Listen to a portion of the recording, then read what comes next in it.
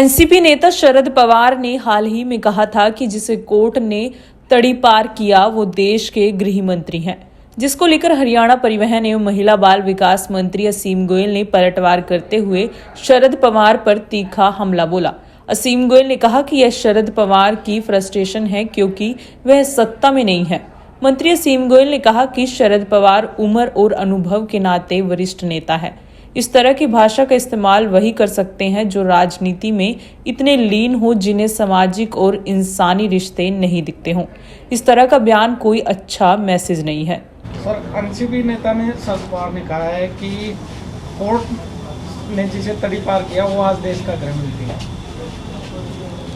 पवार साहब उम्र के नाते भी और अनुभव के नाते भी इस देश के वरिष्ठतम नेताओं में से एक हैं और मेरा मानना है कि ऐसी जो भाषा का इस्तेमाल है वो केवल वही आदमी कर सकता है जो राजनीति के अंदर इतना लीन हो गया कि उसको एक इंसानी या सामाजिक रिश्ते नहीं दिखते। और ये कोई अच्छा मैसेज नहीं है। जो मेरा ये मानना है कि राजनीति के अंदर भी पीढ़ियाँ आती हैं, नई पीढ़ियाँ, नए लोग आते हैं और जो एक माइलस्टोन वो ऐसे बड़े लोग सेट करके जाते हैं तो उसी के फुटप्रिंट्स को नेता फॉलो भी करते हैं। तो ये जो शब्दावली है ये कहीं भी मान्य नहीं है और सरकार में ना आने की फ्रस्ट्रेशन इन शब्दों में जो है उनके झलकती है। भाजपा छोड़ कांग्रेस में वापसी करने वाले हरियाणा के दिग्गज नेता विजेंद्र सिंह ने कहा कि भाजपा जाति और धर्म की पार्टी है। इसके बाद चौधरी विजेंद्र सिंह असीम गोयल के निशाने पर आ गए। मंत्री असीम गोयल ने मजाकिया अंदाज में चुटकी लेते हुए कहा कि जिसको कांग्रेस ने ट्रेजेडी किंग बनाकर रखा, उनको भाजपा ने केंद्रीय मंत्री बनाया और उनकी पत्नी को विधायक बनाया और उनके बेटे को सांसद बनाया।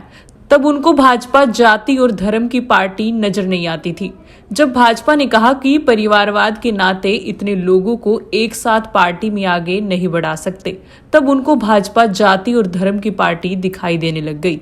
मंत्री असीम गोयल ने कहा कि चौधरी विजेंद्र सिंह एक मौका प्रस्त नेता है। चौधरी साहब जिनको कांग्रेस ने ट्रेजेडी किंग बना के रखा, भारतीय जनता पार्टी ने जब वो उनको केंद्रीय मंत्री बनाया, उनकी धर्मपत्नी विधायक थी, उनका बेटा सांसद था, तब तो भाजपा जाति और धर्म की पार्टी नहीं थी। और जब भारतीय जनता पार्टी ने कहा कि भाई यहाँ हम परिवारवाद के नाते इतने लोगों को राजनीति में आगे नहीं बढ़ा सकते, तो वही भारतीय जनता पार्टी जाति और धर्म की पार्टी बन गई।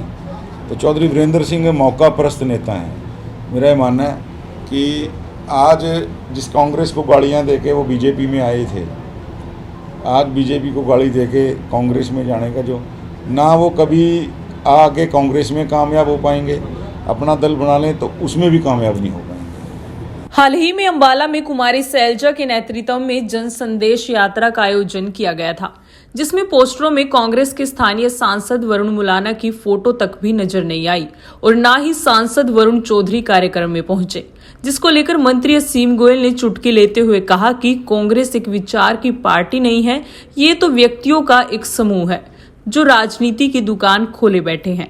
किसकी दुकान में कितना सामान है वो तो एक सेल लगाने वाले की तरह है। इनकी समाज के प्रति कोई जिम्मेदारी नहीं है। ये तो गुट है और ये लोग ना अपनी पार्टी और ना ही समाज का भला कर सकते हैं। कांग्रेस इसी तरह खत्म हो जाएगी।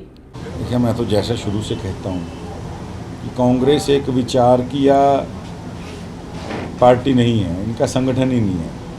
ये तो व्यक्तियों का एक समूह है जो राजनीति की दुकानें खोल के बैठे हैं और किसकी दुकान में ज़्यादा माल होगा, किसकी दुकान में ज़्यादा सामान होगा, ये तो वो सेल लगाने वाले जिस तरह होते हैं कि भैया आपको आज मैं इतना डिस्काउंट करता हूँ, तो इस नाते दुकानें खोल के बैठे हैं और इनका कोई विचार के प्रति या समाज के प्रति कोई जिम्मेवारी नहीं है।